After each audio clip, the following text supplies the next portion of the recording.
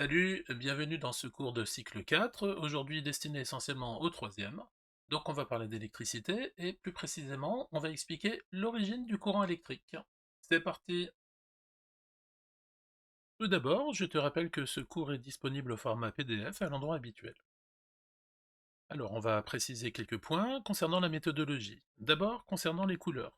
Les points les plus importants sont notés en rouge, et puis si c'est encore plus important, c'est encadré, ou c'est en caractère gras, ou les deux. Et pour finir, il y a parfois le petit logo essentiel à côté, qui veut dire que c'est les choses les plus importantes à retenir et ça te permet de te repérer plus rapidement.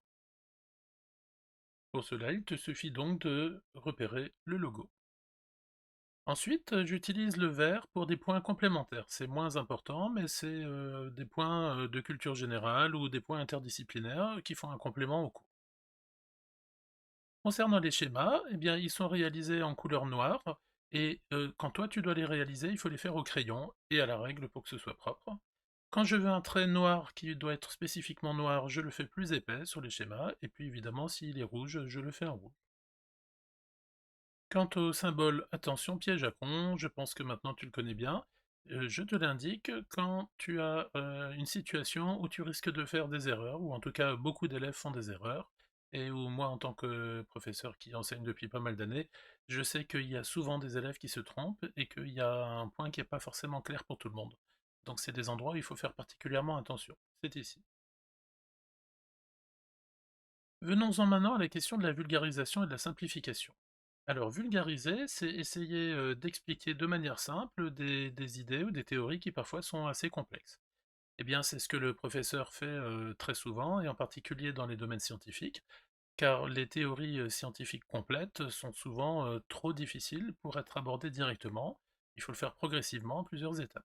Donc on commence par des explications qui sont assez simples, et puis au fur et à mesure des années, quand tu grandiras, tu auras des explications de plus en plus complètes et de plus en plus sophistiquées. Donc ça ne veut pas dire que pour le moment on te ment, ça veut juste dire qu'on simplifie les choses pour qu'elles soient accessibles. De toute façon, ne perds jamais de vue que le réel, nous ne savons pas ce que c'est, il ne nous est pas accessible directement. La seule chose qu'un scientifique peut faire, c'est une modélisation, c'est-à-dire une tentative de décrire le réel d'une certaine manière, et d'une manière qui est efficace, c'est-à-dire qui lui permet de résoudre les problèmes qu'il rencontre. Alors dans le document qui suit, eh bien, il y a des choses qui sont destinées aux élèves de cinquième, quatrième, troisième, mais il y a des choses qui sont plus spécifiquement pour les quatrièmes, voire même pour les troisièmes. À ce moment-là, je le précise, généralement dans une autre couleur ou avec un petit encadré. Alors évidemment, si tu es en cinquième et que tu as envie de le regarder et de l'étudier, tu es bien sûr le bienvenu. Évidemment, il n'y a pas de limite à ceux qui ont envie de faire des progrès et de savoir plus de choses. Au contraire, je t'encourage à cela. Par contre, si tu ne comprends pas tout de suite, ce n'est pas bien grave, puisque c'est plutôt pour le niveau classe de troisième. Le dernier point concerne l'usage de l'analogie. Alors, une analogie, c'est quand on décrit, enfin on fait une comparaison avec une image pour pouvoir se donner une idée. On aime bien souvent se représenter les choses avec une image. Alors, cette image, c'est une comparaison, mais ça ne veut pas dire que c'est exactement la même chose. Donc, il faut rester prudent en utilisant une analogie et ne pas essayer de l'extrapoler, c'est-à-dire de lui faire dire plus de choses que l'idée qu'on avait au départ. Et donc, ça te conduit à une source d'erreur. On va rentrer maintenant dans le vif du sujet. Donc, première question, qu'est-ce que c'est que l'électricité? La première chose à savoir, c'est que l'électricité, c'est un phénomène qui est d'origine naturelle. En fait, il est lié au fait que dans l'univers, tel que nous le décrivons, il existe ce qu'on appelle des forces fondamentales qui sont présentes, il y en a quatre, et l'électricité en fait partie.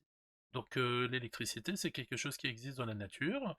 Eh bien, tu connais un phénomène tel qu'un éclair, quand il y a un orage, eh bien, l'éclair, c'est la partie lumineuse de la foudre, et le tonnerre, c'est la partie sonore. Eh bien, ce phénomène de foudre, en fait, c'est de l'électricité. Les êtres vivants aussi produisent de l'électricité, et en particulier, le système nerveux transmet des informations par ce qu'on appelle l'influx nerveux. Eh bien, ce sont des phénomènes électriques, ou même électrochimiques, puisqu'il y a des phénomènes chimiques qui se produisent. Alors évidemment, nous, quand on parle de l'électricité, on pense plutôt à l'électricité qui est le produit de l'activité humaine. Eh bien, il faut savoir qu'à l'échelle de l'humanité, c'est quelque chose qui est assez récent. C'est-à-dire que l'origine de l'électricité, ça date d'environ 1800. En 1800, il y a un Italien, Alessandro Volta, qui a inventé la première pile. Alors, le nom de pile vient de l'empilement de rondelles alternées de métaux et de tissus imbibés de certaines substances chimiques, hein. C'est ici sur l'image. On voit bien que ça forme une pile, et sur cette représentation, eh bien, Volta est en train de présenter son invention à Napoléon Bonaparte. Donc ça te permet d'avoir une idée de la période, donc c'est aux alentours de 1800. Eh bien, depuis, on a fait des progrès, évidemment, et on produit de l'électricité à grande échelle dans ce qu'on appelle les centrales électriques. Alors, les centrales électriques, il y a plusieurs types. La première, en haut à gauche, c'est une centrale hydroélectrique, c'est-à-dire qu'on va utiliser l'énergie cinétique de l'eau, qui est en mouvement, pour transformer une partie de cette énergie cinétique en énergie électrique. On a vu depuis plusieurs années qu'on ne produit pas de l'énergie à partir de rien, mais qu'on transforme une forme d'énergie en une autre. Donc ici, on transforme de l'énergie cinétique de l'eau en énergie électrique. Évidemment, il y a toujours des pertes sous forme d'énergie thermique. Le deuxième type de centrale électrique représenté ici est la centrale solaire. Donc c'est une centrale électrique dans laquelle on va convertir l'énergie lumineuse qui provient du soleil en énergie électrique. C'est très intéressant comme méthode puisque l'énergie lumineuse qui provient du soleil est gratuite, entre guillemets, et ensuite elle est illimitée dans le temps puisqu'il y en a pour plusieurs milliards d'années, donc à l'échelle humaine c'est donc une énergie qui est illimitée dans le temps. On la classe donc dans les énergies dites renouvelables. Dans l'exemple 3, il s'agit d'une centrale thermique. Alors les centrales thermiques fonctionnent sur l'idée que on va réchauffer de l'eau de manière à la transformer en vapeur d'eau, et qu'ensuite cette vapeur d'eau, sous pression, va faire tourner un turbo alternateur. Donc la question c'est de savoir comment est-ce qu'on fait chauffer l'eau. Donc plusieurs possibilités. Tu peux utiliser de l'énergie fossile, c'est-à-dire du pétrole, du charbon, du gaz naturel que tu brûles, et ça permet de chauffer de l'eau. Ou bien on peut utiliser l'énergie nucléaire, comme dans la représentation qui est faite ici, où la fission de gros atomes radioactifs, en l'occurrence d'uranium, libère beaucoup d'énergie, et d'énergie thermique, et c'est ça qui permet après de chauffer de l'eau, comme dans n'importe quelle autre centrale thermique classique. Pour finir, nous avons l'exemple des centrales éoliennes. Donc, un peu comme pour la centrale hydroélectrique, on va utiliser une transformation d'énergie cinétique en énergie électrique, sauf que cette fois, c'est l'énergie cinétique de l'air en mouvement, c'est-à-dire du vent, qui va être utilisée, alors que pour la centrale hydroélectrique, c'est l'énergie cinétique de l'eau.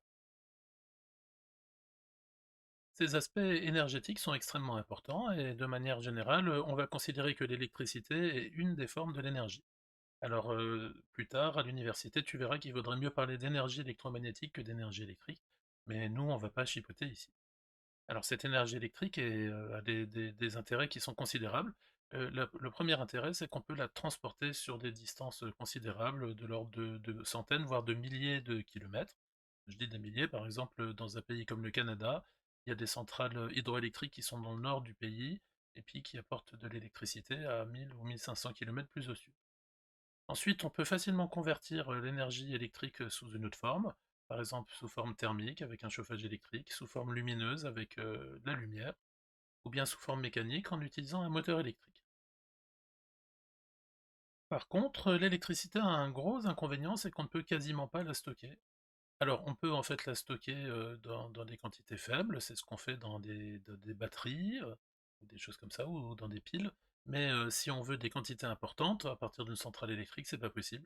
On est obligé de la produire en temps réel. Je rappelle que produire, c'est une transformation, hein, et pas une création. Et donc, il faut adapter en permanence la production d'énergie électrique en fonction de la demande. Et ça, c'est compliqué à faire.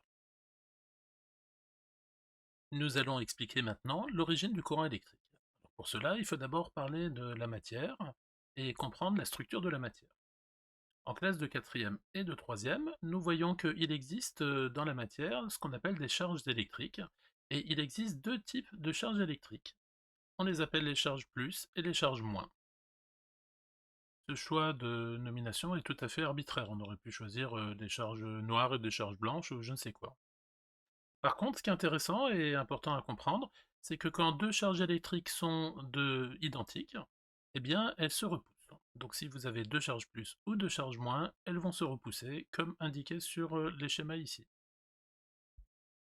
Au contraire, quand les signes sont opposés, qu'on a une charge positive et une charge négative, eh bien, elles s'attirent, comme ceci. Enfin, si on veut parler d'une charge électrique mais qu'on ne veut pas désigner sa polarité, c'est-à-dire savoir si elle est positive ou négative, on va lui assigner une lettre, on l'appelle une charge Q. Et généralement, on prend la lettre Q minuscule, comme ceci. Toujours en classe de quatrième puis de troisième, nous voyons que la matière est constituée de ce qu'on appelle des molécules, c'est-à-dire des groupes d'atomes, et les atomes sont encore plus petits, hein. Dans les deux cas, les atomes et les molécules sont microscopiques, mais les atomes sont encore plus petits, et c'est les briques de base de la matière. La notion d'atome et la notion de molécule sont les deux éléments les plus importants du cours de chimie au collège, donc il faut bien faire la différence entre les deux. Ici, j'ai représenté une molécule que j'ai appelée M, sous la forme d'une boule. Alors ça, c'est quand on veut représenter les états de la matière ou des choses comme ça, mais c'est une représentation qu'on utilise rarement. Généralement, on utilise la représentation avec les atomes, comme cet atome que j'ai indiqué ici. Souvent, il y a des couleurs habituelles pour représenter les atomes, le rouge pour l'oxygène, le bleu pour l'azote, le noir pour le carbone, et ainsi de suite. Mais ce n'est pas une obligation absolue. Alors, en classe de troisième, on voit qu'un atome, ce n'est pas une boule simple, ça c'est ce qu'on voit dans le modèle de Dalton, mais on voit qu'en fait, il y a un noyau qui a une charge positive, ou bien plusieurs charges positives, et qu'autour, il y a ce qu'on appelle des électrons, qui sont les porteurs des charges négatives. Donc ces atomes peuvent porter plusieurs charges positives et plusieurs charges négatives, mais il y a le même nombre de charges dans un atome et globalement il est neutre. Eh bien, dans le cas du courant électrique, ce sont les porteurs de charge qu'on appelle les électrons qui vont intervenir. Alors prenons un premier exemple, prenons des molécules d'eau qui sont représentées ici dans un bécher. C'est ce qu'on appelle un composé moléculaire. Il est constitué de molécules. Donc l'eau est un composé moléculaire. Au contraire, à côté, nous avons un morceau de cuivre, un métal, et ce métal, cuivre, est constitué de milliards et de milliards d'atomes qui sont rangés de manière très régulière, comme ceci. On dit que le cuivre possède une structure cristalline. Alors pourquoi cristalline? Parce que les cristaux, ce sont des composés chimiques dans lesquels les composants qui les constituent sont rangés de manière très régulière et très organisée. Alors il y a plusieurs manières d'avoir ces constituants qui sont rangés régulièrement. Dans un métal, ce sont des atomes et ils peuvent être disposés de plusieurs manières différentes suivant les métaux. Donc si on a du cuivre, du fer ou du titane ou du plomb ou du tungstène, eh ben, les atomes ne seront pas forcément rangés de la même manière. Un point essentiel concernant la matière, c'est que si on prend un morceau quelconque de matière à notre échelle, qu'on appelle l'échelle macroscopique, eh bien ce morceau sera toujours neutre, il y aura toujours autant de charges positives que de charges négatives. Et le total fera zéro. On dit que la matière est neutre. Alors, parmi les matériaux qui existent, eh bien, on distingue de manière assez simpliste deux catégories qu'on appelle les conducteurs et les isolants. Alors, commençons par un isolant. Eh bien, un isolant, c'est tout simplement une matière dans laquelle le courant électrique ne peut pas exister. Concrètement, ça veut dire qu'il n'y a pas de porteurs de charge qui sont capables de se déplacer. Ici, l'exemple qui est donné, c'est l'exemple du diamant. Le diamant est constitué de milliards d'atomes de carbone qui sont regroupés de manière très régulière pour former un cristal, tout comme le cuivre qu'on a vu tout à l'heure. Et la différence, c'est que dans le cuivre, on le verra tout à l'heure, il peut y avoir des électrons qui sont susceptibles de se déplacer, tandis que dans le carbone, les électrons qui existent à l'intérieur des atomes sont reliés à leur atome, au noyau de l'atome, de manière tellement forte qu'ils sont incapables de s'en éloigner et de se déplacer. Il n'y a donc pas de possibilité d'avoir des charges électriques qui se déplacent, et on dit que le diamant est un isolant. Passons maintenant au conducteur. Eh bien, au contraire, un conducteur est une matière dans laquelle le courant électrique peut exister. Alors, je dis bien peut exister, ça ne veut pas dire qu'il existe, parce que pour qu'il existe, il faut qu'il y ait un circuit électrique fermé, c'est-à-dire qui contient que des conducteurs, et puis une tension électrique quelque part qui est fabriquée par ce qu'on appelle un générateur. Donc il ne suffit pas d'avoir un morceau d'un matériau conducteur pour que le courant électrique existe. Il faut un circuit complet avec un générateur électrique. Bien, alors si on regarde la représentation du cuivre que j'ai faite ici, eh bien on se rend compte que c'est exactement la même que celle du carbone au-dessus. Et donc il n'y a pas de raison a priori de comprendre pourquoi est-ce que cette fois le cuivre peut être considéré comme conducteur. Il va donc falloir utiliser un modèle atomique un peu plus sophistiqué que le simple modèle de Dalton, qui représente des atomes comme des boules neutres. Nous allons donc utiliser la représentation qui a été faite un petit peu plus haut, à savoir que les atomes sont constitués d'un noyau positif et d'électrons qui sont autour du noyau, mais à l'intérieur de l'atome. Alors les électrons qui sont proches du noyau, on les appelle les électrons de Kerr, ils ne nous intéressent pas beaucoup.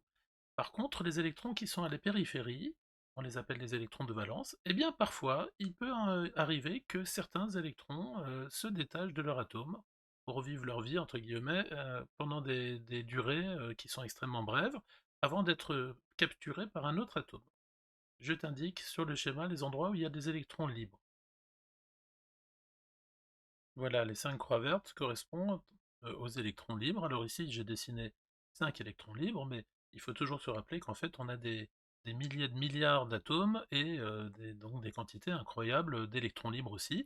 En gros, sur 1 million d'atomes, il y a un électron libre. Alors ça paraît pas beaucoup, mais comme il y a des milliers de milliards d'atomes au total, eh bien ça finit par faire un nombre d'électrons libres qui n'est pas si négligeable que cela. Donc ce qu'il faut retenir, c'est que dans un conducteur électrique, eh bien, il existe des charges électriques libres, en l'occurrence des électrons libres, qui sont capables de se déplacer dans certaines conditions. Au contraire, dans un isolant, il n'y a pas de charge électrique libre. Alors pour les conducteurs, il y a deux familles possibles. Soit ce sont des électrons, et c'est le cas des métaux, donc tous les métaux sont conducteurs. Mais il peut y avoir aussi ce qu'on appelle des ions. Donc les ions, on les voit en classe de troisième. Et donc dans une solution ionique, il y a des ions qui sont positifs, les cations, et des ions qui sont négatifs, les anions. Et les deux sont éventuellement capables de se déplacer pour former deux courants électriques qui vont se cumuler. Pour se faire une idée de ce fameux courant électrique, nous allons utiliser une analogie. Donc attention, avec l'analogie, je rappelle qu'il ne faut pas essayer de lui faire dire plus que l'image qu'on cherche à donner dans l'exemple du prof. Donc ici, je prends un tube, et puis dedans, je place 6 balles de tennis qui sont les unes contre les autres, et je laisse le tube à l'horizontale. Le tube est ouvert des deux côtés. Eh bien, que se passe-t-il? Rien du tout. Pourquoi? Parce que les balles n'ont aucune raison de bouger. C'est la situation de départ.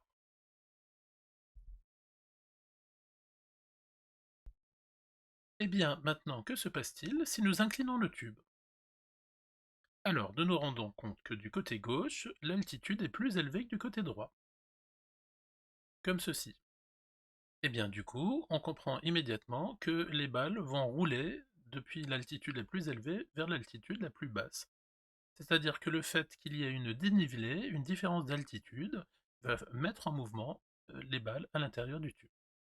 Eh bien, cette analogie peut être utilisée pour l'électricité. Alors, en électricité, il n'y aura pas de différence d'altitude, mais il y aura une différence d'altitude électrique, si on veut, et le vrai terme, c'est une différence de potentiel électrique. Donc, l'équivalent de l'altitude s'appelle le potentiel électrique en électricité, et il correspond au fait de savoir quelle est la quantité de charges électriques qui sont placées à un endroit. Donc, si dans un morceau de conducteur, par exemple un fil de cuivre, eh bien, il y a un excès de charge positive à un endroit et au contraire un excès de charge négative à un autre endroit, eh bien, entre ces deux endroits, il y aura une différence de potentiel électrique. Et qu'est-ce qui va se passer? Eh bien, s'il y a des charges qui sont capables de se déplacer, elles vont se déplacer d'un endroit vers l'autre. Alors ces charges existent dans un conducteur puisque nous savons qu'il y a des électrons libres. Eh bien ces électrons libres vont devenir des électrons de conduction. Ils vont tous se déplacer dans le même sens, de manière à essayer de diminuer la différence de potentiel électrique. Alors c'est pas que ces particules sont douées d'une raison et qu'elles essayent de le faire, mais c'est lié au fait que dans l'univers qui nous entoure, la situation évolue toujours vers la situation où le niveau d'énergie est le plus stable, le plus bas possible. Nous arrivons donc à deux définitions particulièrement importantes du cours, c'est la tension électrique, ou différence de potentiel électrique, qui est le fait qu'il y a une différence d'altitude électrique entre guillemets entre deux points d'un conducteur. Et ça c'est la tension électrique. Alors cette tension électrique en fait c'est une différence d'altitude entre deux points d'un circuit. Mais si c'est un conducteur, eh bien ça amène à la création d'un courant électrique. Et ce courant électrique c'est un mouvement collectif de porteurs de charges électriques. C'est-à-dire que toutes les charges électriques libres vont se déplacer dans le même sens, et c'est ce mouvement d'ensemble qu'on appelle le courant électrique. Alors pour que ça puisse exister, il faut qu'il y ait une tension électrique entre deux points d'un circuit, donc il faut qu'il y ait une différence de potentiel électrique. Pour bien comprendre tout cela, prenons un exemple, en commençant par un métal. Nous avons vu tout à l'heure qu'un métal c'était un solide cristallin, donc avec des atomes qui sont disposés de manière parfaitement régulière. Les noyaux sont bien fixés, c'est des charges positives, il y a des électrons autour, et de temps en temps, il y avait des électrons libres. On en avait dessiné 5 tout à l'heure, qui étaient en rouge et qui se déplaçaient de manière totalement aléatoire dans n'importe quelle direction. Et bien maintenant, il y a une différence de potentiel électrique qui a été introduite dans le circuit, comme ceci. Alors cette différence de potentiel électrique, généralement, elle vient de l'introduction d'un générateur dans le circuit. Ce générateur, il y a une tension en borne du générateur, c'est-à-dire une différence de potentiel électrique. Eh bien, à ce moment-là, qu'est-ce qui va se passer? Les électrons qui étaient libres vont tous être attirés vers la borne plus du générateur, en tout cas vers le point de potentiel le plus élevé, puisque nous savons que quand les charges sont de signe opposé, eh bien, elles ont tendance à s'attirer. Donc, les électrons, comme ils sont négatifs, eh bien, ils vont se déplacer tous dans le même sens, comme ceci. Eh bien, c'est ce mouvement collectif d'électrons qu'on appelle le courant électrique. Donc le courant électrique, c'est un mouvement d'ensemble de porteurs de charges électriques. Dans un métal, ce sont les électrons qui vont se déplacer de la borne moins du générateur vers la borne plus du générateur. Alors nous avons vu tout à l'heure qu'il n'y a pas que les électrons qui peuvent être des porteurs de charge, mais il peut aussi y avoir des ions. Donc dans une solution ionique, eh bien, on a des anions qui sont notés ici A- et des cations qui sont notés C+. Je ne vais pas expliquer en détail le cours de chimie correspondant, il faudra aller le revoir, mais nous pouvons voir que dans le cristallisoire que j'ai dessiné en dessous, eh bien, nous avons des molécules d'eau qui sont ultra majoritaires, puisque c'est le solvant, et puis le soluté, un sel ionique, a été dissous, et donc nous avons un mélange d'anions et de cations. Globalement, la solution est neutre, puisqu'il y a autant de charges positives portées par les cations que des charges négatives portées par les anions. Alors supposons maintenant qu'on introduise une différence de potentiel électrique. Par exemple, avec un générateur qui possède deux électrodes qui sont trempées dans l'eau. Une borne plus, qui est ici indiquée tout à fait à droite, et une borne moins, qui est indiquée à gauche. Eh bien, nous pouvons en déduire que les ions vont se déplacer. Les anions vont tous être attirés vers la borne plus, ils vont donc aller vers la droite, et pendant ce temps, les cations vont être attirés par la borne moins, et ils vont se déplacer vers la gauche. Nous avons donc deux courants électriques qui vont pouvoir s'additionner. Alors la question, c'est que nous avons dans un premier temps dans un fil électrique un courant qui est produit par des charges négatives, les électrons, et puis nous avons dans un deuxième temps dans une solution ionique deux courants électriques, celui fabriqué par les anions et celui qui vient du mouvement d'ensemble des cations, et ces deux-là sont de signes opposés. Donc la question qui se pose, c'est comment est-ce qu'on définit le sens du courant? Eh bien, on l'a défini de manière conventionnelle, c'est-à-dire qu'on a décidé arbitrairement qu'il y existait un sens positif au courant. Et le sens qui a été retenu, c'est celui qui correspond aux cations qui eux-mêmes sont positifs. Donc le sens conventionnel du courant, c'est le sens de déplacement des cations, qui vont donc de la borne plus vers la borne moins, à l'extérieur du générateur. Eh bien, cela correspond à la définition que tu as apprise dès le cours de 5e. Le sens conventionnel du courant, à l'époque on disait simplement sens du courant, c'est le courant, on dit qu'il est positif quand il va de la borne plus vers la borne moins, en passant par l'extérieur du générateur. Et sur le circuit, sur le fil électrique du circuit, on indique ça par une flèche avec la lettre I comme intensité pour indiquer le sens du courant. Ce choix est arbitraire. J'ai mis attention au piège à con parce que c'est un point qui est très délicat. Pourquoi? Parce que dans un conducteur habituel, les porteurs de charge sont des électrons, et comme les électrons sont négatifs, eux, ils se déplacent réellement dans le sens inverse. Donc il faut bien faire attention à ne pas se tromper. En effet, les électrons vont être attirés vers la borne plus, ils devront donc aller du moins vers le plus, et non pas l'inverse. Pour les ions, de toute façon, il existe des ions qui se déplacent dans un sens et des ions qui se déplacent dans l'autre. Donc, dans tous les cas de figure, il y a ceux qui se déplacent dans le sens conventionnel, en l'occurrence les cations positifs, et ceux qui se déplacent dans le sens opposé, les anions négatifs, comme les électrons. Revenons un instant sur l'intensité du courant électrique. Eh bien, nous allons faire une analogie, et l'analogie la plus pertinente, c'est comparer ça à une rivière. Alors, imagine que tu sois au bord de la rivière, et puis tu découpes une section de la rivière, c'est ce qui est en pointillé bleu ici. Eh bien, tu vas observer le nombre de gouttes d'eau qui passent au travers de cette section pendant une durée d'une seconde. C'est ce qui est représenté en un peu plus clair avec l'accolade rouge. Eh bien, le nombre de gouttes d'eau par seconde qui passent, c'est ce qu'on appelle le débit de la rivière. Donc si la rivière contient beaucoup d'eau, ou bien si le courant est très rapide, eh bien en une seconde, tu vas avoir une quantité de gouttes d'eau qui va être plus importante.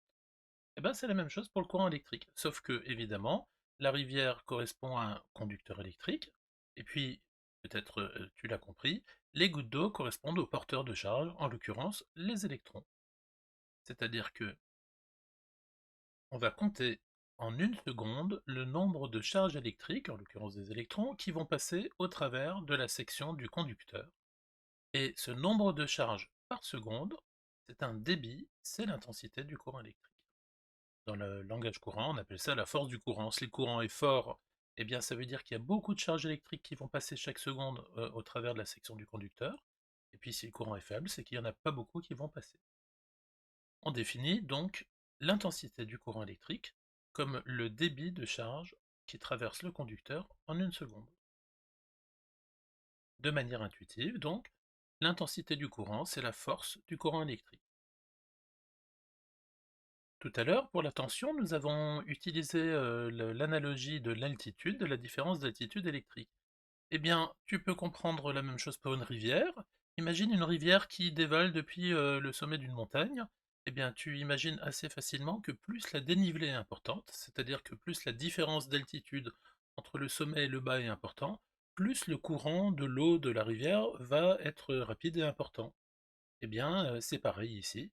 Ça veut donc dire que si tu augmentes la différence d'altitude électrique, la différence de potentiel électrique, donc la tension, eh bien, le débit de courant électrique va être plus important, c'est-à-dire que l'intensité du courant va être plus importante. Ça se traduit par le fait que lorsque la tension électrique augmente, l'intensité du courant dans le fil va également augmenter. En résumé sur ce schéma, nous avons un conducteur électrique qui est traversé par un courant d'intensité I, qui va de la borne plus vers la borne moins, ou bien en tout cas du potentiel plus vers le potentiel moins dans le circuit, et cette flèche d'intensité est représentée sur le fil, et puis à côté, nous avons une flèche de tension électrique qui, elle, va du moins vers le plus, et qui est représentée à côté du fil. Donc, pour un conducteur et aussi pour un récepteur, eh bien, nous avons une flèche de courant I qui est en sens opposé à la flèche de tension U. Et il nous reste deux petits points à voir. En premier, la notion de résistance électrique. Alors, en classe de cinquième, on définit deux types de matériaux, les conducteurs et les isolants. C'est-à-dire qu'un matériau, soit il est un conducteur de courant, soit il est un isolant, mais il n'y a pas de juste milieu. Eh bien, dans la vraie vie, c'est un peu plus compliqué que ça, et en fait, il y a ce qu'on appelle un gradient, c'est-à-dire que il y a tout un étalage de possibilités. C'est un peu comme au lieu de dire qu'on est en noir et blanc, on va dire qu'on est en niveau de gris. Eh bien, on peut aller depuis les excellents conducteurs jusqu'aux excellents isolants, c'est ce qui est indiqué en bas. À ce moment-là, on n'a plus d'un côté les conducteurs mais les isolants, mais on a une gradation continue qui va depuis un excellent conducteur comme par exemple un métal, jusqu'à un excellent isolant comme par exemple l'air, ou bien les matériaux plastiques par exemple. Eh bien, pour pouvoir savoir si on a un matériau qui est plus ou moins bon conducteur ou plus ou moins bon isolant, on a inventé une notion qui s'appelle la résistance électrique. La résistance électrique, ce qui est donné dans l'encadré rouge, eh bien, si un matériau possède une grande résistance électrique, ça veut dire que le courant électrique peut exister dedans, mais faiblement, l'intensité du courant sera faible, et donc ça sera ce qu'on appelle un mauvais conducteur électrique. Mais ça sera un conducteur quand même. Au contraire, s'il a une résistance électrique qui est très faible, il résiste peu à l'existence du courant électrique, le courant existe facilement, il peut avoir une intensité importante dans le conducteur, et on aura un excellent conducteur. Alors l'unité de mesure c'est le ohm, O-H-M, ça vient de Monsieur Ohm qui a travaillé là-dessus, hein, un physicien allemand, et donc les valeurs des résistances électriques, ça va depuis quelques milliohms jusqu'à plusieurs mégohms, c'est-à-dire des millions de ohms. Plus la résistance est faible, meilleur on a un conducteur, plus la résistance est grande, et plus on se rapproche d'un isolant parfait. Dernier point que nous allons définir ici, c'est un générateur. Qu'est-ce que c'est qu'un générateur? Eh bien, c'est un appareil qui est capable d'imposer une différence de potentiel électrique entre deux endroits du circuit, en l'occurrence entre ces deux bornes, c'est-à-dire qu'il est capable de créer une tension électrique. Alors quand ce générateur est tout seul, en dehors d'un circuit, on appelle cette tension à ces bornes la tension à vide, et on note ça E majuscule. Et puis quand le générateur est placé dans un circuit et qu'il y a du courant électrique à l'intérieur du circuit, à ce moment-là, il est possible que la tension aux bornes du générateur soit différente. On parle de tension en charge. Si le générateur est un générateur idéal de tension, eh bien la tension à vide et la tension en charge sont les mêmes. Mais nous reverrons ça sur des exemples concrets. Bien, j'espère que la notion de courant électrique n'a plus de secret pour toi maintenant. Et la prochaine fois, nous allons définir ce que c'est que le circuit électrique. Donc nous verrons ensemble comment définir l'ensemble des composants électriques, quels sont les différents types de circuits électriques qui existent, et puis aussi les lois de l'électricité qui vont avec. Allez, salut!